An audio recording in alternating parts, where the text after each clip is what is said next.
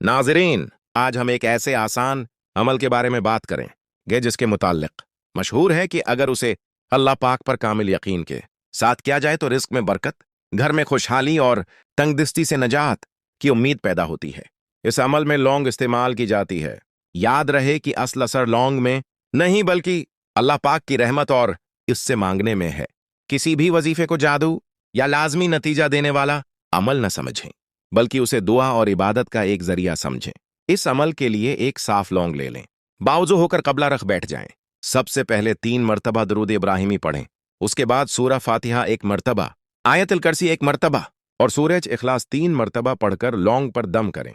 फिर अल्लाह पाक के मुबारक नाम या वहाबू या रज़ाक 100 मरतबा पढ़ें और आखिर में अपने रिज्क, कर्ज की अदायगी, कारोबार में बरकत और घर की खुशहाली के लिए दिल से दुआ करें। उसके बाद इस लौंग को घर के किसी साफ और महफूज कोने में रख दें, या अगर चाहें तो उसे पानी में डाल कर वो पानी पौधों में डाल दें।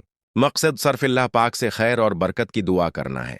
नाज़रीन, याद रखें कि रिज्क में बरकत के लिए सिर्फ वजीफा काफी नहीं, बल्कि हलाल रोजी कमाना, नमाज की पाबंदी, सच बोलना व दीन की खिदमत करना, सिदका व खैरात करना और इस्तिगफार की कसरत भी बेहद जरूरी है। अगर आप ये अमल इखलास और यकीन के साथ करेंगे तो इंशाअल्लाह अल्लाह पाक अपने फजल व करम से आसानियां पैदा फरमाएगा।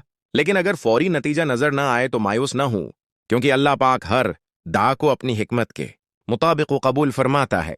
आखिर में 1 मरतबा फिर 3 मरतबा दरूदी इब्राहिमी पढ़कर दुआ मुकम्मल करें।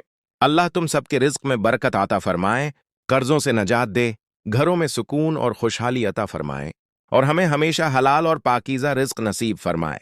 आमीन या रब्बिल आलमीन। नोट: इस तस्वीर में दरज दावे की मुस्तनिद किताबों से तस्दीक नहीं होती।